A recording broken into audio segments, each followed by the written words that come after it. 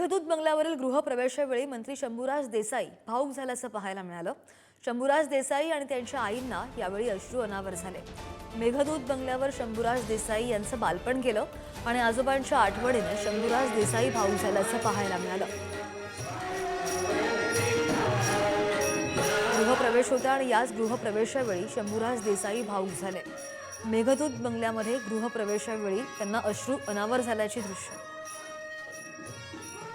मेघदूत बंगल्यामध्ये आजोबांच्या अंगा खांद्यावर खेळलेले शंभूराज देसाई आज 55 वर्षांनंतर मंत्री म्हणून पुन्हा एकदा त्याच मेघदूत बंगल्यामध्ये गृहप्रवेश केलेला आहे आपल्या कुटुंबियांसोबत। मात्र जिथे जन्म झाला, जिथे बालपण गेलं, तिथेच आज मंत्री म्हणून गृहप्रवेश करताना काय भावना आहेत? एक अत्यंत शुभ दिवस म्हणावा लागेल माझ्या आयुष्यातला, की ज्या बंगल्यामध्ये माझा जन्म झाला, ज्या बंगल्यामध्ये माझं बालपण गेलं, ज्या बंगल्यामध्ये स्वर्गीय लोकनेते बाळासाहेब देसाई मंत्री म्हणून राहत होते, त्या बंगल्यामध्ये त्यांच्याबरोबर आम्ही वावरलो, खेळलो, बागडलो।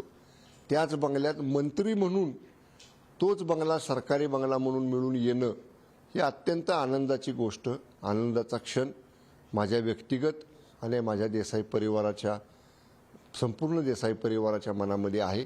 आणि एका संमिश्र आनंदातल्या अशा पद्धतीच्या भावना मनामध्ये घेऊन आणि पुढच्या भविष्याचा एक दृढ निश्चय करून आज आम्ही देसाई परिवाराने या घरामध्ये प्रवेश केलेला आहे। वयाच्या 20व्या वर्षी माझे वडील वारले, त्यानंतर आमच्या परिवाराला सांभाळणं, आमच्या दोन्ही भावांचा सांभाळ करणं, आम्हाला वाढवणं, आमच्यावर संस्कार करणं, ही सगळी जबाबदारी आमच्या आईंनी पेलली। आणि आज जेव्हा मंत्री म्हणून मी आलो, मी मुद्दाम हा दिवस निवडला की ज्या मायमाऊलीमुळे आपण इथपर्यंत पोहोचलो, त्यांच्या वाढदिवसा दिवशीच ह्या घरात आपण राहायला जाऊ। आणि म्हणून छोटेखानी घरगुती कार्यक्रमात आम्ही त्यांचा वाढदिवस वरच्या हॉलमध्ये साजरा केला आणि त्यांना एक प्रकारे सरप्राईज आम्ही दिलं, पण त्या खूप समाधानी दिसल्या मला। आईच्या इच्छा, अपेक्षा आणि जमिनीवर दोन्ही पाय ठेवून इथून पुढेही काम करणार असल्याचं वक्तव्य शंभूराज देसाई यांनी केलेलं आहे।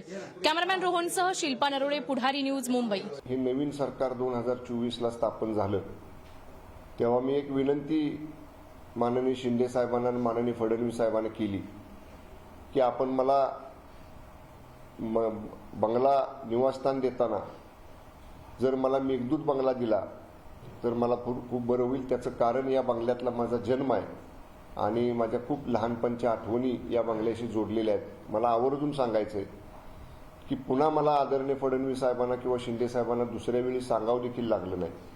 आदरणीय फडणवीस साहेबांनी हे लक्षात ठेवलं आणि जेव्हा माननीय सर्व मंत्री महोदयांना बंगल्यांचं ॲलोकेशन झालं तेव्हा माझ्या नावासमोर मेघदूत बंगला मला अलॉट झालेलं जेव्हा मी पाहिलं टीव्हीवर, तेव्हा अत्यंत आनंद मला झाला।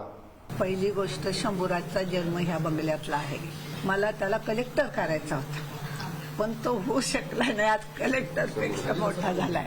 मेघदूत बंगल्यात त्याला मला यायचंच होतं। मी त्याला म्हटलं, दादा पावनगड मिळालाय, पण आपल्या तुमची इच्छा आहे, मी करतो, तुम्हाला तिथे नेतो। एवढंच आहे का हे सगळं वैभव बघायला, आपला मुलगा इतका कर्तृत्वाने बघायला, त्याचे वडील बिछाण्यावर असते तरी मला समाधान झालं असं। आता हे हो नाही, हे रिनोव्हेशनच वेगळं आहे, कारण आमच्या वेळा असा नव्हता, ब्रिटिशांचा बंगला होता।